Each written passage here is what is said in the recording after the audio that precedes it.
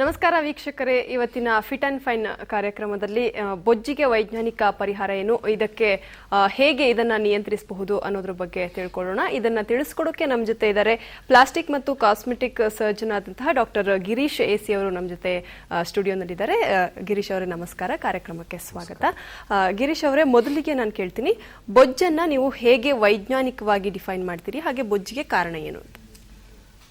ಬೊಜ್ಜು ಅಂತ ಹೇಳಿದ್ರೆ ಹೆಚ್ಚಿನ ಕೊಬ್ಬಿನಾಂಶ ಶೇಖರಣೆ ದೇಹದಲ್ಲಿ ಅಂತ ಹೇಳ್ಬೋದು. ಅಂತ ಹೇಳಿದ್ರೆ ಇಲ್ಲಿ ನಾವು ಇಂಟರ್ನಲ್ ಫ್ಯಾಟ್ ಮತ್ತೆ ಎಕ್ಸ್ಟರ್ನಲ್ ಫ್ಯಾಟ್ ಅಂತ ಹೇಳ್ತೀವಿ.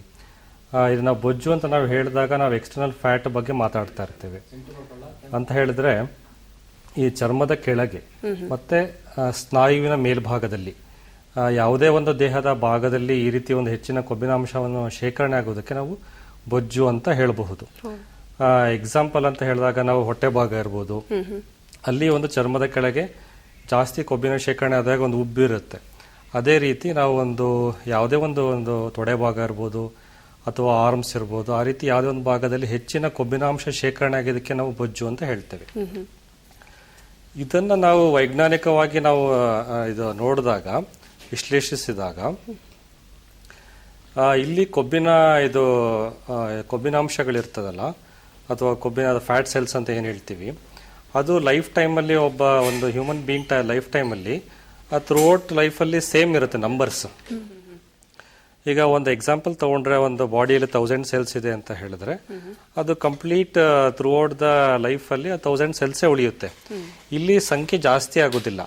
ಇಲ್ಲಿ ಆ ಕೊಬ್ಬಿನ ಇದು ಒಂದು ಸೈಜ್ ಏನಿರುತ್ತೆ ಅಂದ್ರೆ ಫ್ಯಾಟ್ ಸೆಲ್ದು ಅದು ಒಂದು ಇನ್ಕ್ರೀಸ್ ಆಗುತ್ತೆ, ಹಿಗ್ಗುತ್ತಾ ಹೋಗುತ್ತೆ.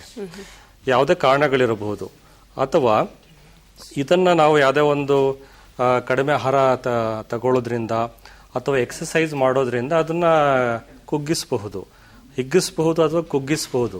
ಆದ್ರೆ ನಂಬರ್ ಯಾವತ್ತೂ ಅದು ಕಡಿಮೆ ಆಗೋದು ಜಾಸ್ತಿ ಆಗೋದು ಪ್ರಶ್ನೆನೇ ಇರೋದಿಲ್ಲ. ಸೊ ಹಾಗಾಗಿ ನಾವು ಇದನ್ನ ಯಾವ ರೀತಿ ಇದನ್ನ ನಾವು ಕೊಬ್ಬಿನಾಂಶವನ್ನು ಕಡಿಮೆ ಮಾಡಬೇಕು ಅಂತ ಹೇಳಿದಾಗ ಲೈಪೋಸಕ್ಷನ್ ಅನ್ನೋದು ಸೂಕ್ತವಾಗಿರುತ್ತೆ. ಅದಕ್ಕಿಂತ ಮುಂಚಿತವಾಗಿ ಇದಕ್ಕೆ ಕಾರಣಗಳು ನೀವು ಕೇಳಿದ್ರಿ, ಕೊಬ್ಬಿನಾಂಶ ಇದಕ್ಕೆ ಬೊಜ್ಜಿಗೆ ಅಂತ ಕೇಳಿದ್ರಿ. ಇದಕ್ಕೆ ನಾನು ಕಾರಣಗಳು ನೋಡಿದಾಗ ಮೊದಲನೆಯ ಮತ್ತು ಹಾಗೂ ಮುಖ್ಯ ಕಾರಣ ಅಂತ ಹೇಳಿದ್ರೆ ಹೆರಿಡಿಟರಿ ಅಂತ ಹೇಳ್ಬೋದು. ಇಲ್ಲಿ ಅಂದ್ರೆ ಅನುವಂಶೀಯತೆ ಅಂತ ಹೇಳ್ಬೋದು. ಅವರ ತಂದೆ ತಾಯಿಗಳು ಹೆಚ್ಚಿನ ಒಂದು ಬೊಜ್ಜುದಿಂದ ಬಳಲ್ತಾ ಇದ್ರೆ ಅವರ ಮಕ್ಕಳಿಗೆ ಅದನ್ನ ಸಣ್ಣ ವಯಸ್ಸಿನಲ್ಲಿ ಇರಬಹುದು ಅಥವಾ ವಯಸ್ಸಾದ ನಂತರ ಒಂದು ಬರಬಹುದು ಅಂತ ಚಾನ್ಸಸ್ ತುಂಬಾನೇ ಇರುತ್ತೆ. ಅಥವಾ ಯಾವುದೇ ಒಂದು ಏಜ್ ಗ್ರೂಪ್ ನಾವು ನೋಡಿದ್ರು ಸಹ ಇದು ಈ ಒಂದು ಹೆರಿಡಿಟರಿ ರೀಸನ್ ತುಂಬಾ ಡಾಮಿನೆಂಟ್ ಅಂಡ್ ಇಂಪಾರ್ಟೆಂಟ್ ಅಂತ ಹೇಳ್ತೀವಿ.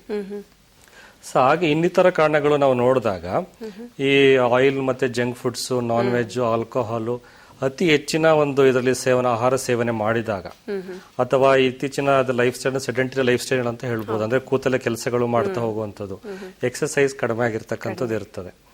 ಸೊ ಅದೇ ರೀತಿ ಪೋಸ್ಟ್ ಪ್ರೆಗ್ನೆನ್ಸಿ ಚೇಂಜಸ್, ಅಂದ್ರೆ ಹೆರಿಗೆಯ ನಂತರ ಅವರಲ್ಲಿ ಒಂದು ಹಾರ್ಮೋನ್ ಅಲ್ಲಿ ಆಗ್ತಕ್ಕಂಥ ಬದಲಾವಣೆಗಳಿಂದ ಈ ಒಂದು ಕೊಬ್ಬಿನ ಅಂಶ ಜಾಸ್ತಿ ಆಗೋ ಸಾಧ್ಯತೆ ಇರುತ್ತೆ. ಎಸ್ಪೆಷಲಿ ಹೊಟ್ಟೆ ಭಾಗದಲ್ಲಿ ಇರಬಹುದು ಅಥವಾ ದೇಹದ ಇನ್ನಿತರ ಭಾಗಗಳಲ್ಲೂ ಸಹ ಈ ಕೊಬ್ಬಿನ ಶೇಖರಣೆ ಹೆಚ್ಚಾಗಿರುತ್ತದೆ.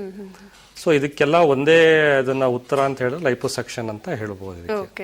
ಅಂದ್ರೆ ಲೈಪೋಸಕ್ಷನ್ ಅಂದ್ರೆ ಏನು ಅಂತ? ಲೈಪೋಸಕ್ಷನ್ ಅಂದ್ರೆ ಇದು ಒಂದು ಸರ್ಜಿಕಲ್ ಪ್ರೊಸೀಜರ್ ಅಂತ ಹೇಳ್ಬೋದು.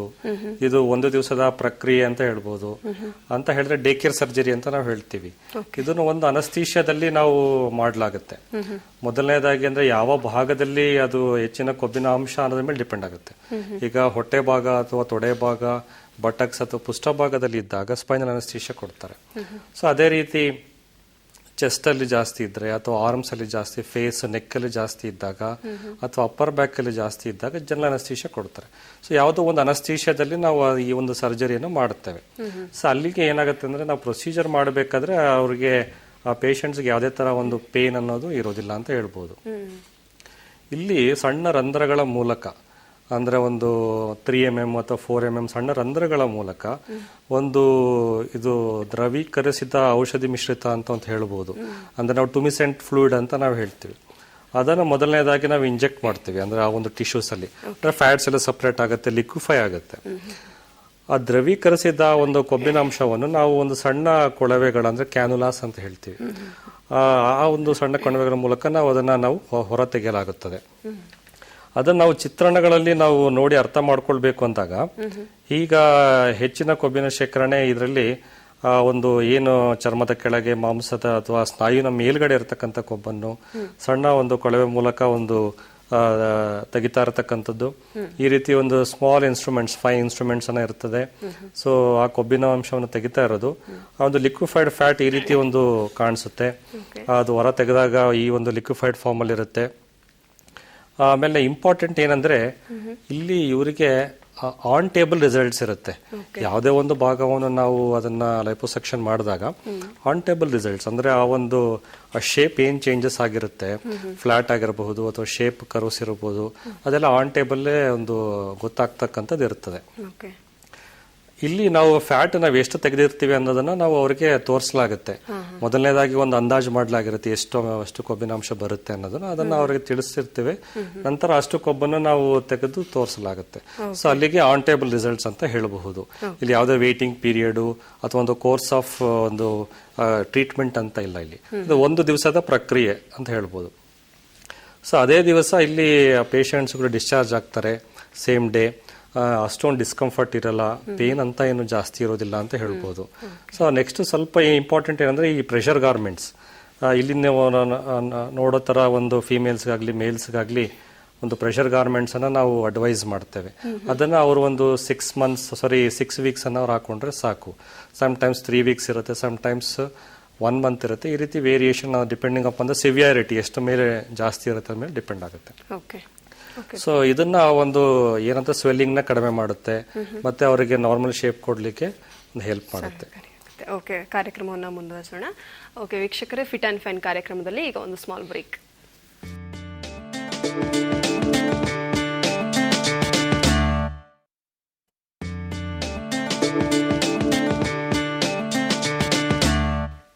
ಬ್ರೇಕ್ ಆದ್ಮೇಲೆ ಮತ್ತೆ ಬೊಜ್ಜಿಗೆ ವೈಜ್ಞಾನಿಕ ಪರಿಹಾರ ಕಾರ್ಯಕ್ರಮ ಮುಂದುವರಿತಾ ಇದೆ. ಈಗ ಡಾಕ್ಟರ್ ಹತ್ರ ಮಾತಾಡ್ಸೋಣ. ಡಾಕ್ಟರ್, ಲೈಪೋಸೆಕ್ಷನ್ ಅಂತ ಹೇಳಿದ್ರಿ, ಇದರಿಂದ ಯಾವುದೇ ಸೈಡ್ ಎಫೆಕ್ಟ್ಸ್ ಇಲ್ವಾ? ಇದರಿಂದ ಯಾವುದೇ ಸೈಡ್ ಎಫೆಕ್ಟ್ಸ್ ಇಲ್ಲ ಅಂತ ಹೇಳ್ಬಹುದು ಮೊದಲನೇದಾಗಿ. ಸೊ ಇದು ಒಂದು ಸರ್ಜರಿ ಅಂದ ತಕ್ಷಣಕ್ಕೆ ಎಲ್ಲರೂ ಯೋಚನೆ ಮಾಡೋದು, ಸರ್ಜರಿ ಅಂದ್ರೆ ಏನಾದ್ರೂ ಒಂದು ಕಾಂಪ್ಲಿಕೇಶನ್ಸ್ ಇರುತ್ತಾ, ಸೈಡ್ ಎಫೆಕ್ಟ್ಸ್ ಇರುತ್ತಾ ಅಂತ. ಸೊ ಆ ರೀತಿ ಯೋಚನೆ ಮಾಡಿದಾಗ ಅದು ಸೇಫ್ ಅಂತ ಹೇಳ್ಬಹುದು, ಸುರಕ್ಷಿತ ಅಂತ ಹೇಳ್ಬಹುದು. ಇಲ್ಲಿ ಇನ್ನೊಂದು ಇಂಪಾರ್ಟೆಂಟ್ ಏನಂತ ಹೇಳಿದ್ರೆ, results R life time permanent ಅಂತ ಹೇಳಬಹುದು. ಸೊ ಅವ್ರು ಏನು ರಿಸಲ್ಟ್ಸ್ ಅನ್ನ ಒಂದು ಲೈಪೋಸೆಕ್ಷನ್ ಇಂದ ಪಡ್ಕೊಂಡಿರ್ತಾರೆ ಯಾವುದೇ ಭಾಗದಲ್ಲಿ, ಅದು ಲೈಫ್ ಟೈಮ್ ಇರುತ್ತೆ, ಪರ್ಮನೆಂಟ್ ಇರುತ್ತೆ. ನೆಕ್ಸ್ಟ್ ಒಂದು ಯಾವುದೇ ಸರ್ಜರಿ ಅಂದ ತಕ್ಷಣ ನೆಕ್ಸ್ಟ್ ಬರ್ತಕ್ಕಂಥದ್ದು ಪೇನ್ ಬಗ್ಗೆ, ಇದಕ್ಕೆ ಅಂದ್ರೆ ನೋವಿರುತ್ತಾ ಅಂತ. ಸೊ ಇದ್ರಲ್ಲಿ ನಾವು ಸಣ್ಣ ಒಂದು ಕೊಳವೆಗಳ ಮೂಲಕ ಅಂದ್ರೆ ಕ್ಯಾನುಲಾಸ್ ಮೂಲಕ ನಾವು ಸರ್ಜರಿ ಮಾಡೋದ್ರಿಂದ ಅಂತ ಪೇನ್ ಇರೋದಿಲ್ಲ ಅಂತ ಹೇಳ್ಬೋದು. ಅದನ್ನ ಒಂದು 3-4 ಡೇಸ್ ಇದ್ರೂ ಸಹ ಅದು ಒಂದು ನಾವು ಟ್ಯಾಬ್ಲೆಟ್ಸ್ ಇಂದ ಕವರ್ ಮಾಡಿರ್ತೇವೆ. ನಂತರ ಅವ್ರು ಯೋಚನೆ ಪಡ್ತಕ್ಕಂಥದ್ದು ಒಂದು ಸ್ಕಾರ್ಸ್ ಏನಾದ್ರು ಉಳಿಯುತ್ತಾ, ಸರ್ಜರಿ ಅಂದ್ರೆ ಏನಂತ ಹೇಳಿ. ಇಲ್ಲಿ ಒಂದು ಸಣ್ಣ ಸಣ್ಣ ಡಾಟ್ ಸ್ಕಾರ್ ಅಂತ ಹೇಳ್ಬೋದು. ಅಂದ್ರೆ ಒಂದು 3 mm ಅಂದ್ರೆ ನೀವೊಂದು ಊಹೆ ಮಾಡ್ಬೋದು, ಸಣ್ಣ ಒಂದು ಡಾಟ್ ಪಿಂಪಲ್ ಸ್ಕಾರ್ ತರ ಇರುತ್ತೆ ಅಂತ ಹೇಳ್ಬೋದು. ಅಂದ್ರೆ ಯಾರಿಗೂ ಕಾಣದೇ ಇರತಕ್ಕಂಥ ಒಂದು ಜಾಗದಲ್ಲಿ ನಾವು ಮಾಡಿರ್ತೀವಿ. ಹಾಗಾಗಿ ನೆಕ್ಸ್ಟ್ ಪುನಃ ಒಂದು ಕ್ವಶನ್ ಬೊಜ್ಜಿನ ಬಗ್ಗೆ ಯಾವಾಗ್ಲೂ ಬಂದಾಗ ಪುನಃ ಬರುತ್ತಾ ಅಂತ. ಎಲ್ಲರೂ ಸಾಮಾನ್ಯವಾಗಿ ಇದಕ್ಕೆಲ್ಲ ಯಾಕಂದ್ರೆ ಟೆಂಪರರಿ ಟ್ರೀಟ್ಮೆಂಟ್ ಸುಮಾರು ನೋಡಿರ್ತಾರೆ, ಸುಮಾರು ವಿಧಾನಗಳಲ್ಲಿ ಅಥವಾ ಒಂದು ಬೇರೆ ಬೇರೆ ಒಂದು ವಿಧಾನಗಳಲ್ಲಿ ನೋಡಿರ್ತಾರೆ.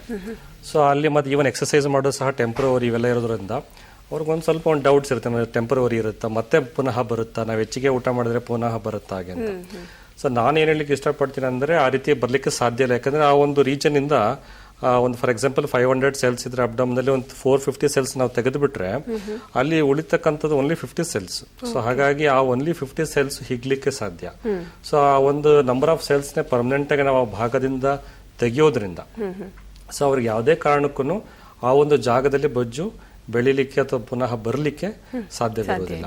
ಆದ್ರೆ ಒಂದು ಅಡ್ವೈಸ್ ಏನಂದ್ರೆ, ಆ ಒಂದು 50 ಸೆಲ್ಸ್ ಸ್ವಲ್ಪ ದಪ್ಪಾಗ್ಲಿಕ್ಕೆ ಸಾಧ್ಯ ಇರೋದ್ರಿಂದ ಸೊ ಅವರು ಒಂದು ಬ್ಯಾಲೆನ್ಸ್ ಡಯಟ್ ಅನ್ನ ಫಾಲೋ ಮಾಡಿಕೊಂಡು, ಲೈಫ್ ಸ್ಟೈಲ್ ಮಾಡಿಫಿಕೇಶನ್ಸ್ ಮಾಡಿಕೊಂಡು, ಒಂದು ಎಕ್ಸರ್ಸೈಸ್ ಗಳನ್ನ ಇನ್ವಾಲ್ವ್ ಮಾಡ್ಕೊಂಡು half an hour ಇರಬಹುದು, just to maintain the remaining cells. ಎಷ್ಟಿರ್ತಕ್ಕಂಥದ್ದು ಅಷ್ಟು ಮೇಂಟೈನ್ ಮಾಡಿದ್ರೆ ಸಾಕು. ಯಾಕಂದ್ರೆ ನಾವೊಂದು ಆಲ್ಮೋಸ್ಟ್ ಒಂದು ಮೇಜರ್ ಭಾರವನ್ನು ನಾವು ಇಳಿಸ್ಬಿಟ್ಟಿರ್ತೇವೆ. ಉಳಿದಿರ್ತಕ್ಕಂಥ ಕೆಲವು ಸೆಲ್ಸ್ ಬಗ್ಗೆ ಅವ್ರ ಗಮನ ಹರಿಸಿದ್ರೆ ಡೆಫಿನೆಟ್ಲಿ ಪರ್ಮನೆಂಟ್ ಅಂತ. ಅಂತವ್ರು ಫುಡ್ ಬಗ್ಗೆ ಏನಾದ್ರು ಗಮನ ಹರಿಸಬೇಕಾ? ಇಲ್ಲ, ಫುಡ್ ಅಂತ ಹೇಳಿದ್ರೆ ಅದೇ ನಾನು ಬ್ಯಾಲೆನ್ಸ್ ಡಯಟ್ ಅಂತ ಹೇಳ್ಬೋದು. ಅಂದ್ರೆ ಒಂದು ಎಲ್ಲಾ ತರದ್ದು ಇರಬೇಕು, ಅಂದ್ರೆ ಮೇ ಬಿ ತರಕಾರಿಗಳು ಇರಬಹುದು, ಎಲ್ಲಾದು ಒಂದಿರಬಹುದು. ಸೊ ಆ ರೀತಿ ನಾವು ನೋಡಿದಾಗ ಇಲ್ಲಿ ಹೈ ಕಾರ್ಬೋಹೈಡ್ರೇಟ್ ಅಂದ್ರೆ ರೈಸ್ ಅನ್ನು ಸ್ವಲ್ಪ ಕಡಿಮೆ ಮಾಡಿಕೊಂಡು ಇದು ಲೋ ಕಾರ್ಬೋಹೈಡ್ರೇಟ್ ಅಂತ ಹೇಳಿದ್ರೆ ಈ ರಾಗಿ ಆಗ್ಲಿ ಅಥವಾ ಗೋಧಿ ಈ ರೀತಿ ಒಂದು ಹ್ಯಾಬಿಟ್ಸ್ ಇಟ್ಕೊಳ್ಳೋದು ಉತ್ತಮ. ಡ್ರೈ ಫ್ರೂಟ್ಸ್, ರಾ ವೆಜಿಟೇಬಲ್ಸ್ ಎಲ್ಲಾ ತರದ್ದು ಮಿಕ್ಸ್ ಇರಬೇಕು. ಸೊ ಆ ರೀತಿ ಒಂದು ಇಟ್ಕೊಂಡು ಒಂದು ಎಕ್ಸರ್ಸೈಸ್ ಒಂದು ಹಿತಮಿತವಾಗಿ ಮಾಡ್ಕೊಂಡು ಹೋದ್ರೆ ಡೆಫಿನೆಟ್ಲಿ ರಿಸಲ್ಟ್ಸ್ ಪರ್ಮನೆಂಟ್ ಆಗಿರುತ್ತೆ. ಓಕೆ ಸರ್, ಇವಾಗ ಕಾಲರ್ಸ್ ರೆಡಿ ಇದ್ದಾರೆ. ಬಳ್ಳಾರಿಯಿಂದ ಅನಿಲ್ ಅವರು ಕರೆ ಮಾಡಿದ್ದಾರೆ. ಅನಿಲ್ ಅವರೇ ಮಾತಾಡಿ. ಹಲೋ, ನಮಸ್ಕಾರ ಸರ್. ನಮಸ್ಕಾರ, ಹೇಳಿ ಸರ್. ಅದೇ ಟಿವಿಯಲ್ಲಿ ಪ್ರೋಗ್ರಾಮ್ ನೋಡಿದೀನಿ ಸರ್ ನಾನು. ಹೇಳಿ ಸರ್, ಇದು ಆಪರೇಷನ್ ಅಂತ ತೋರಿಸ್ತಾ ಇದೀರಲ್ಲ ನೀವು? ಆಪರೇಷನ್ ಬಗ್ಗೆ ಹೌದೌದು, ಆಪರೇಷನ್ ಬಗ್ಗೆ ನಾನು ಮಾತಾಡ್ತಾ ಇರೋದು. ಈಗ ಲೈಪೋಸಕ್ಷನ್ ಅನ್ನೋದು ಒಂದು ಸರ್ಜರಿ ವಿಧಾನ ಅಂತ ಹೇಳ್ಬೋದು, ಸೊ ಪ್ರೊಸೀಜರ್ ಅಂತ ಹೇಳ್ಬೋದು. ಅದು ಒಂದ್ ದಿವಸದ ಪ್ರಕ್ರಿಯೆ. ಹೌದು, ಹೇಳಿ. ಹೌದಾ ಸರ್, ಅದು ಸೈಡ್ ಎಫೆಕ್ಟ್ಸ್ ಏನು ಬರೋಲ್ಲ ಸರ್? ಅದು ಇಲ್ಲ, ಅದು ಯಾವುದೇ ತರ ಸೈಡ್ ಎಫೆಕ್ಟ್ಸ್, ಯಾಕಂದ್ರೆ ಒಂದು ಎಕ್ಸ್ಪೀರಿಯನ್ಸ್ಡ್ ಒಂದು ಸರ್ಜನ್ ಕಡೆಯಿಂದ ನೀವು ಈ ರೀತಿ ಪ್ರೊಸೀಜರ್ ಮಾಡಿಸ್ಕೊಂಡ್ರೆ ಅಥವಾ ಪ್ರೊಸೀಜರ್ ಅಲ್ಲೇನೆ ಆ ಒಂದು ಸೈಡ್ ಎಫೆಕ್ಟ್ಸ್ ಅನ್ನೋದು ಇರೋದಿಲ್ಲ. ಹಾಗಾಗಿ ಯಾವುದೇ ಅನುಮಾನಗಳಿಲ್ದಲೇ ಈ ಒಂದು ಪ್ರೊಸೀಜರ್ಗೆ ಒಳಗಾಗಬಹುದು ಅಂತ ಹೇಳ್ಬೋದು. ಹೌದಾ ಸರ್, ಇದು ಟೋಟಲ್ ಏನ್ ಕಾಸ್ಟ್ ಬರ್ಬೋದು ಸರ್ ಇದು ಅಂತ ಹೇಳಿದ್ರೆ, ಮೊದಲನೇದಾಗಿ ನಾವು ಅವ್ರನ್ನ ವ್ಯಕ್ತಿಗಳನ್ನ ನಾವು ಪರೀಕ್ಷೆ ಮಾಡಲಾಗುತ್ತೆ. ಯಾವ ಭಾಗಗಳಲ್ಲಿ ಎಷ್ಟು ಕೊಬ್ಬಿನಾಂಶ ಇದೆ, ಹೊಟ್ಟೆ ಭಾಗದಲ್ಲಿ ಒಂದೇನಾ ಅಥವಾ ಇನ್ನಿತರ ಭಾಗಗಳಲ್ಲಿ ಇದೆಯಾ. ಸೊ ಅವಾಗ ಏನಾಗುತ್ತೆ, ನಾವು ತುಂಬಾ ಭಾಗಗಳಿದ್ದಾಗ ನಾವು ಅದನ್ನು ಸ್ಟೇಜ್ಗಳಾಗಿ ನಾವು ಡಿವೈಡ್ ಮಾಡುತ್ತೇವೆ. ಸೊ ಒಂದೇ ಭಾಗ ಇದ್ರೆ ಒಂದೇ ಸ್ಟೇಜ್ ಅಲ್ಲೇ ಮುಗಿಸ್ಕೊಡ್ತೇವೆ. ಇಲ್ಲ ಅಂತ ಹೇಳಿದ್ರೆ ಒಂದು ಅಥವಾ 2 ತಿಂಗಳ ಗ್ಯಾಪ್ ಅಲ್ಲಿ ನಾವು ಸ್ಟೇಜ್ಡ್ ಲೈಪೋಸಕ್ಷನ್ ಅಂತ ಮಾಡ್ತೇವೆ. ಸೊ ಅದನ್ನ ನೋಡಿದ ಪ್ರಕಾರದಲ್ಲಿ ನಾವು ಅದನ್ನ ಒಂದು ಪ್ಯಾಕೇಜ್ ಅಂತ ಏನು ಒಂದು ವರ್ಕೌಟ್ ಆಗುತ್ತೆ ಅದನ್ನ ನಾವು ಅವಾಗ ತಿಳಿಸ್ತೇವೆ ಅದನ್ನ. ಓಕೆ, ಥ್ಯಾಂಕ್ ಯು ಅನಿಲ್ ಕರೆ ಮಾಡಿದ್ದಕ್ಕೆ. ಈಗ ರಾಜು ಅಂತ ಬೆಂಗಳೂರಿನಿಂದ ಕರೆ ಮಾಡಿದ್ದಾರೆ. ರಾಜು ಅವರೇ, ಡಾಕ್ಟರ್ ಹತ್ರ ಮಾತಾಡಿ. ನಮಸ್ಕಾರ ಸರ್. ನಮಸ್ಕಾರ, ಹೇಳಿ ಸರ್. ನಮ್ದು ಒಬೆಸಿಟಿ ಜಾಸ್ತಿ ಐತೆ, ಅಂದ್ರೆ ಹೊಟ್ಟೆ ಭಾಗದಲ್ಲಿ ಮಾತ್ರ. ಓಕೆ, ಅದು ಯಾವ ತರ ಟ್ರೀಟ್ಮೆಂಟ್ ಸಿಗೋದು ಸರ್? ನಿಮ್ದು ವಯಸ್ಸು ಎಷ್ಟು? 45 ಸರ್. ಹೌದ್ರಾ? ಅದೇ ಯೂಶಲಿ ನಾವು ಜೆಂಟ್ಸಿಗೆ ಯಾವುದೇ ಏಜ್ ಗ್ರೂಪ್ ಅಲ್ಲಿ ನಾವು ಲೈಪೋಸಕ್ಷನ್ ಅನ್ನು ಅಷ್ಟೇ ನಾವು ಮಾಡ್ಲಾಗತ್ತೆ. ಅಂತ ಹೇಳಿದ್ರೆ ಯೂಶಲಿ ನಾವು ಜೆಂಟ್ಸಿಗೆ ಒಂದು ತೊಂದರೆ ಕೊಡೋ ವಿಷಯ ಭಾಗ ಅಂತ ಹೇಳಿದ್ರೆ ಹೊಟ್ಟೆ ಭಾಗ. ಸೊ ಹಾಗಾಗಿ ನಿಮಗೆ ಒಂದು ಲೈಪೋಸಕ್ಷನ್ ಇಂದ ಡೆಫಿನೆಟ್ಲಿ ಬೆನಿಫಿಟ್ ಇರುತ್ತೆ ಅಂತ ಹೇಳ್ಬೋದು. ಸೊ ಏನೋ ಒಂದು ನಾರ್ಮಲ್ ಫ್ಲಾಟ್ ಸ್ಟಮಕ್ ಆಗಲಿ ಆ ರೀತಿ ಒಂದು ಶೇಪ್ ಅನ್ನು ನಾವು ಡೆಫಿನೆಟ್ಲಿ ಕೊಡಬಹುದು ಅಂತ ಹೇಳ್ಬೋದು. ಓಕೆ, ಥ್ಯಾಂಕ್ ಯು ರಾಜು ಕರೆ ಮಾಡಿದ್ದಕ್ಕೆ. ಈಗ ಲೈಪೋಸಕ್ಷನ್ ಅಂದ್ರೆ ಮಹಿಳೆಯರಿಗೆ ಹಾಗೂ ಪುರುಷರಿಗೆ ಯಾವ ರೀತಿ ಉಪಯುಕ್ತ ಆಗುತ್ತೆ ಇದು? ಇದನ್ನು ನಾವು ಅಂದ್ರೆ ಇಬ್ಬರಿಗೂ ಸಹ ಇಲ್ಲಿ ಮಹಿಳೆಯರಿರ್ಬೋದು ಅಥವಾ ಪುರುಷರಿರ್ಬೋದು ಯಾವುದೇ ಭಾಗಗಳಲ್ಲಿ ನಾವು ಅವ್ರಿಗೆ ಏನು ಹೆಚ್ಚಿನ ಕೊಬ್ಬಿನಾಂಶ ಇರುತ್ತೆ ಅದರಿಂದ ನಾವು ಕ್ಲಿಯರೆನ್ಸ್ನ ನಾವು ಕೊಡ್ತೀವಿ. ಸೊ ಇಲ್ಲಿ ನಾವು ಮೊದಲನೇದಾಗಿ ಮಹಿಳೆಯರಿಗೆ ನೋಡಿದಾಗ, ಯಾಕಂದ್ರೆ ಇದನ್ನ ಸಾಮಾನ್ಯವಾಗಿ ಕಾಡ್ತಕ್ಕಂಥ ಪ್ರಾಬ್ಲಮ್ ಮಹಿಳೆಯರಿಗೆ. ಸೊ ಇಲ್ಲಿ ಒಂದು ಹೊಟ್ಟೆ ಭಾಗದಲ್ಲಿ ಅವರಿಗೆ ಇರ್ತಕ್ಕಂಥ ಕೊಬ್ಬನ್ನು ಲೈಪೋಸಕ್ಷನ್ ಮೂಲಕ ಸರಿಪಡಿಸಿರ್ತಕ್ಕಂಥದ್ದು. ಕೆಲವರು ಪ್ರೀ ಪ್ರೆಗ್ನೆಂಟ್ ಇರ್ತಾರೆ, ಕೆಲವರು ಪೋಸ್ಟ್ ಪ್ರೆಗ್ನೆಂಟ್ಸ್ ಇರ್ತಾರೆ. ಸೊ ಯಾವುದೇ ಈ ಒಂದು ಪ್ರಾಬ್ಲಮ್ ಇದ್ದಾಗ ಅದನ್ನ ಲೈಪೋಸಕ್ಷನ್ ಇಂದ ಆ ಒಂದು ಬೊಜ್ಜಿನ ಒಂದು ಅಂಶವನ್ನು ಕಡಿಮೆ ಮಾಡಬಹುದು. ಅದೇ ತರ ಕೆಲವರಿಗೆ ಇಲ್ಲಿ ಪೋಸ್ಟ್ ಪ್ರೆಗ್ನೆನ್ಸಿ ಇರೋರಿಗೆ ಅಬ್ಡಾಮಿನಲ್ ಮಸಲ್ ವೀಕ್ನೆಸ್ ಇರುತ್ತೆ, ಅಂತವರಿಗೆ ಲೈಪೋ ಅಬ್ಡಾಮಿನೋಪ್ಲಾಸ್ಟಿ ಅನ್ನೋದು ಸೂಕ್ತ ಇರುತ್ತೆ. ಇಲ್ಲಿ ಲೈಪೋಸಕ್ಷನ್ ಜೊತೆಯಲ್ಲೇನೆ ಆ ಒಂದು ಚರ್ಮವನ್ನು ಬಿಗಿಗೊಳಿಸುವುದು ಅಥವಾ ವೀಕ್ ಅಬ್ಡಾಮಿನಲ್ ಮಸಲ್ ಇರುತ್ತೆ ಅದನ್ನು ಬಿಗಿಗೊಳಿಸುವುದನ್ನ ಒಟ್ಟೊಟ್ಟಿಗೆ ನಾವು ಮಾಡ್ತಾ ಇರ್ತೇವೆ. ಸೊ ಇಲ್ಲಿ ನಾವು ಪೋಸ್ಟ್ ಪ್ರೆಗ್ನೆಂಟ್ ವುಮನ್ಸ್ಗಳಿಗೆ ನಾವು ಈ ಒಂದು ಲೈಪೋ ಅಬ್ಡೋಮಿನೋಪ್ಲಾಸ್ಟಿನ ನಾವು ಮಾಡಿರೋದನ್ನ ನೋಡಬಹುದು. ಆ ಒಂದು ವ್ಯತ್ಯಾಸಗಳನ್ನು ಅವರು ಸಹ ಅದೇ ಆನ್ ಟೇಬಲ್ ಅಲ್ಲೇ ನೋಡ್ತಾರೆ. ಕೆಲವು ಟೈಮ್ ಇದು ಅಂಬಲಿಕಲ್ ಹರ್ನಿಯಾ ಅಂತ ಕೆಲವರು ಮಹಿಳೆಯರಿಗೆ ಈ ಪ್ರೆಗ್ನೆನ್ಸಿ ಆದ್ಮೇಲೆ ಬರ್ತಕ್ಕಂಥದ್ದು ಪ್ರಾಬ್ಲಮ್. ಸೊ ಅಂತವರಿಗೆ ಅಂಬಲಿಕಲ್ ಹರ್ನಿಯಾ ರಿಪೇರು, ಲೈಪೋಸಕ್ಷನ್, ಅಬ್ಡೋಮಿನೋಪ್ಲಾಸ್ಟಿ ಒಟ್ಟಿಗೆ ಮಾಡಬಹುದು. ಲೈಪೋ ಅಬ್ಡೋಮಿನೋಪ್ಲಾಸ್ಟಿ ಅಂದ್ರೆ ಫ್ಲಾಟ್ ಅಬ್ಡೋಮನ್, ಮೋರಲೆಸ್ ಚೆನ್ನಾಗಿ ತುಂಬಾ ಫ್ಲಾಟ್ ಅಂತ ಅವರು ಎಕ್ಸ್ಪೆಕ್ಟ್ ಮಾಡಬಹುದು. ಆದ್ರೆ ಅಲ್ಲಿ ಒಂದು ಲೈನ್ ಸ್ಕಾರ್ ಇರುತ್ತೆ ಕೆಳಗಡೆ ಒಂದು ಕಿಬ್ಬೊಟ್ಟೆ ಭಾಗದಲ್ಲಿ. ಸೊ ಒಂದು ಕಾಣದೇ ಇರತಕ್ಕಂಥ ಜಾಗ ಅಂತ ಹೇಳ್ಬೋದು. ಇನ್ನ ಬೇರೆ ಒಂದು ಭಾಗಗಳು ನೋಡಿದಾಗ ಡಬಲ್ ಚಿನ್ನು ಅಥವಾ ನೆಕ್ ಅಂತ ಇರುತ್ತೆ, ಆರ್ಮ್ಸ್ ಅಂತ ಅಥವಾ ತೋಳು ಭಾಗ ಇರಬಹುದು. ಸೊ ಅದು ಯಾವುದೇ ವಯಸ್ಸಿನಲ್ಲಿ ಆ ಒಂದು ಲೈಪೋಸಕ್ಷನ್ ಮಾಡಿಸ್ಕೋಬಹುದು. ಅಥವಾ ಒಂದು ತೊಡೆ ಭಾಗ ಇರಬಹುದು. ಸೊ ಯಾವುದೇ ವಯಸ್ಸಿನಲ್ಲಿ ಆ ಒಂದು ತೊಡೆ ಭಾಗವನ್ನು ಸಣ್ಣ ಹೋಲ್ಗಳ ಮೂಲಕ ಒಂದು ಲೈಪೋಸಕ್ಷನ್ ಮಾಡಿಸ್ಕೋಬಹುದು. Lateral chest, upper back, lower back, hips ಇದೊಂದು ಸಹ ಸಾಮಾನ್ಯವಾದ ಹೊಟ್ಟೆ ಜೊತೆಯಲ್ಲಿ ಹಿಪ್ಸ್ ಸಹ ಜಾಸ್ತಿ ಇರುತ್ತೆ. ಸೊ ಅಂತವರಿಗೆ ಒಂದು 2 ಸಣ್ಣ ಹೋಲುಗಳ ಮೂಲಕ ಒಂದು ಡಿಫರೆನ್ಸ್ ಅನ್ನು, ಇನ್ನು ಬ್ರೆಸ್ಟ್ ಭಾಗದಲ್ಲೂ ಸಹ ಒಂದು ಹೆಚ್ಚಿನ ಕೊಬ್ಬಿನಾಂಶ ಇದ್ದಾಗ ಅದನ್ನು ಸಹ ಸರಿಪಡಿಸಬಹುದು. ಬಟಕ್ಸ್ ಪುಷ್ಟ ಭಾಗದಲ್ಲಿ ಸೊ ಆ ರೀತಿ ಒಂದು ನೀ ಡೆಫಿನಿಷನ್, ಕೆಲವರಿಗೆ ಫುಲ್ ನೀಸ್ ಸರಿಯಾಗಿ ಕಾಣಿಸ್ತಾ ಇರಲ್ಲ ಆ ಒಂದು ಮೊಣಕಾಲು. ಸೊ ಆ ಒಂದು ಕೆಲವು ಪ್ರೊಫೆಷನಲ್ಸ್ ಇರ್ತಾರೆ, ಅಂದ್ರೆ ಆರ್ಟಿಸ್ಟ್ಗಳಿರ್ಬೋದು, ಕೆಲವರು ಆ ರೀತಿ ಒಂದು ವ್ಯವಸ್ಥೆ ಇದ್ದಾಗ ಅವ್ರಿಗೂ ಸಹ ಒಂದು ಕಾಂಟೂರ್, ಆ ಬಾಡಿ ಕಾಂಟೂರಿಂಗ್ ಅಂತ ಏನಿದೆ ರೀಶೇಪಿಂಗ್ అనేది ಡೆಫಿನೆಟ್ಲಿ ಮಾಡಿಕೊಡಬಹುದು. ಈಗ ಪುರುಷರಿಗೆ ಅಂತ ಬಂದಾಗ ಈ ಸಾಮಾನ್ಯವಾಗಿ ಇವರಿಗೆ ಗೈನಕೋಮ್ಯಾಸ್ಟಿ ಅಂತ ಹೇಳಿದ್ರೆ ಎದೆ ಭಾಗದಲ್ಲಿ ಒಂದು ಕೊಬ್ಬಿನಾಂಶ ಜಾಸ್ತಿ ಇದ್ದು ಆ ಗ್ಲ್ಯಾಂಡ್ ಎನ್ಲಾರ್ಜ್ಮೆಂಟ್ ಆಗಿರುತ್ತೆ. ಸೊ ಅವರಿಗೆ ನಾವು ಲೈಪೋಸಕ್ಷನ್ ಅಂತ ಮಾಡ್ತೇವೆ. ನಂತರ ಆ ಹೆಚ್ಚಿನ ಗ್ಲ್ಯಾಂಡ್ ಅನ್ನು ಏನು ಒಂದು ಬ್ರೆಸ್ಟ್ ಗ್ಲ್ಯಾಂಡ್ ಎನ್ಲಾರ್ಜ್ ಆಗಿರುತ್ತೆ ಅದು ಸಹ ನಾವು ಅದೇ ಟೈಮಲ್ಲಿ ಕ್ಲಿಯರೆನ್ಸ್ ಮಾಡಲಾಗುತ್ತೆ. ಸೊ ಅವರಿಗೆ ಒಟ್ಟಿನಲ್ಲಿ ಆ ಒಂದು ಮುಜುಗರ ಪರಿಸ್ಥಿತಿ, ಅದೊಂದು ಟೈಟ್ಸ್ ಹಾಕೊಳಕ್ಕಾಗೋದಿಲ್ಲ, ಟಿ ಶರ್ಟ್ ಹಾಕೊಳಕ್ಕಾಗೋದಿಲ್ಲ, ಹೊರಗೆ ಓಡಾಡ್ಲಿಕ್ಕೆ ಕಷ್ಟ ಇರುತ್ತೆ, ಹೇಳ್ಕೊಳಕ್ ಆಗದೆ ಇರತಕ್ಕಂಥ ಒಂದು ಪರಿಸ್ಥಿತಿ. ಸೊ ಅವರಿಗೆ ಡೆಫಿನೆಟ್ಲಿ ಇದು ಬೆನಿಫಿಟ್ ಆಗುತ್ತೆ. ಹಾಗೆ ಒಂದು ಹೊಟ್ಟೆ ಭಾಗದಲ್ಲಿ ಬಂದ್ರೆ ಯಾವುದೇ ವಯಸ್ಸಿನಲ್ಲಿ ಸಾಮಾನ್ಯವಾಗಿ ಲೈಪೋಸಕ್ಷನ್ ಅವರಿಗೆ ಸಫಿಷಿಯಂಟ್ ಇರುತ್ತೆ. ಸೊ ಯಾವುದೇ ಒಂದು ತೂಕದ ವ್ಯಕ್ತಿ ಇರ್ಬೋದು, ಕೆಲವು 6 ಪ್ಯಾಕ್ಸ್ ಅಂತ ಸಹ ನಾವು ಮಾಡ್ತೇವೆ. ಅಂದ್ರೆ ಒಂದು ಆಲ್ರೆಡಿ ಸ್ವಲ್ಪ ಅವ್ರಿಗೆ ಫ್ಯಾಟ್ ಇರುತ್ತೆ, ಅದಾದ್ರೆ ಅವರಿಗೆ ಹೆಚ್ಚಿನ ಒಂದು ಜಿಮ್ ವರ್ಕ್ ಮಾಡೋದು ಸಮಟೈಮ್ಸ್ ಆಗಿರೋದಿಲ್ಲ. ಅಂದ್ರೆ ಅವರ ಒಂದು ಡ್ರೀಮ್ ಇರುತ್ತೆ, ಅಂದ್ರೆ ಈ ಒಂದು 6 ಪ್ಯಾಕ್ಸ್ ಮಾಡ್ಕೋಬೇಕು, ಅದನ್ನು ಸಹ ಸಾಧ್ಯತೆ ಇರುತ್ತೆ. ಸೊ ಸಮಟೈಮ್ಸ್ ಚೆಸ್ಟ್ ಅಬ್ಡಮನ್ ಒಟ್ಟಿಗೆ ಮಾಡ್ತೇವೆ.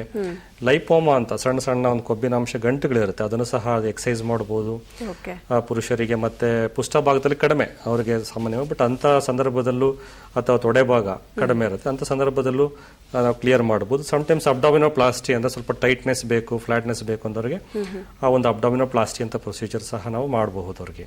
ಓಕೆ, ಇವಾಗ ಅದೇ ಹೆವಿ ವೇಟ್ ಇರೋರು ಫುಡ್ ಕಂಟ್ರೋಲ್ ಮಾಡಿದ್ರೆ ಇದು ಕರಗುತ್ತೆ, ಬೊಜ್ಜು ಕರಗುತ್ತೆ ಅಂತ ಹೇಳ್ತಾರೆ. ಡಯಟ್ ಮಾಡ್ತಾರೆ, ಬೆಳಿಗ್ಗೆ ತಿಂಡಿ ಮಾಡಲ್ಲ, ಮಧ್ಯಾಹ್ನ ಊಟ ಮಾಡಲ್ಲ. ಇಲ್ಲ, ಡೆಫಿನೆಟ್ಲಿ ಅದು ಸೂಕ್ತ ಅಲ್ಲ. ಯಾಕಂದ್ರೆ ನಾವು ವೈಜ್ಞಾನಿಕವಾಗಿ ನೋಡಿದ್ರೆ ಅಲ್ಲಿ ಏನಾಗುತ್ತೆ, ಅವರಿಗೆ ನ್ಯೂಟ್ರಿಷನಲ್ ಡಿಫಿಷಿಯನ್ಸೀಸ್ ಡೆವಲಪ್ ಆಗುತ್ತೆ. ಇಲ್ಲಿ ಅವರು ಒಂದು ಏನ್ ಮಾಡ್ತಾ ಇದಾರೆ ಅಂದ್ರೆ, ವೈಜ್ಞಾನಿಕವಾಗಿ ನೋಡಿದ್ರೆ ಫ್ಯಾಟ್ ಸೆಲ್ಸ್ ಶ್ರಿಂಕ್ ಆಗೋದ್ರ ಬಗ್ಗೆ ಯೋಚನೆ ಮಾಡ್ತಾ ಇದ್ದಾರೆ. ಇಲ್ಲಿ ಅವರು ಉಪವಾಸ ಮಾಡೋದ್ರಿಂದ ದೇಹಕ್ಕೆ ರಿಕ್ವೈರ್ಡ್ ಅಂದ್ರೆ ಇನ್ನಿತರ ಖನಿಜಾಂಶಗಳು, ವಿಟಮಿನ್ಸ್, ಮಿನರಲ್ಸ್ ಎಲ್ಲ ಡಿಫಿಷಿಯನ್ಸ್ ಕೊರತೆಗಳು ಶುರುವಾಗುತ್ತೆ. ಕೂದಲು ಉದುರೋದು ಕಡಿಮೆ ಇದಾಗುತ್ತೆ, ಥೈರಾಯ್ಡ್ ಪ್ರಾಬ್ಲಮ್, ಅನೀಮಿಯಾ, ಇನ್ನಿತರ ಬಹಳಷ್ಟು ನ್ಯೂಟ್ರಿಷನಲ್ ಡಿಫಿಷಿಯನ್ಸೀಸ್ ಪ್ರಾಬ್ಲಮ್ಸ್ ಬರುತ್ತೆ.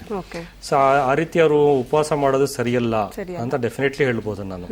ಸೊ ಹಾಗಾಗಿ ಅವರು ಒಂದು ಎಕ್ಸರ್ಸೈಸ್ ಮಾಡೋದ್ರಿಂದ ಸ್ವಲ್ಪ ಮಟ್ಟಿಗೆ ಉಪಯೋಗ ಇದೆ, ಸ್ವಲ್ಪ ಮಟ್ಟಿಗೆ ಒಂದು ಕಡಿಮೆ ಮಾಡ್ಕೊಳ್ತಕ್ಕಂಥ ಅವಕಾಶ ಇದೆ. ಆದ್ರೆ ಪ್ರಾಕ್ಟಿಕಲಿ ನೋಡಿದಾಗ ಅವ್ರ ಅತಿ ಹೆಚ್ಚಿನ ಸಮಯವನ್ನು ಅದಕ್ಕೆ ಇದು ತೊಡಗಿಸ್ಕೊಳ್ಳಿಕ್ಕೆ ಕಷ್ಟ ಇರುತ್ತೆ ಅವ್ರಿಗೆ.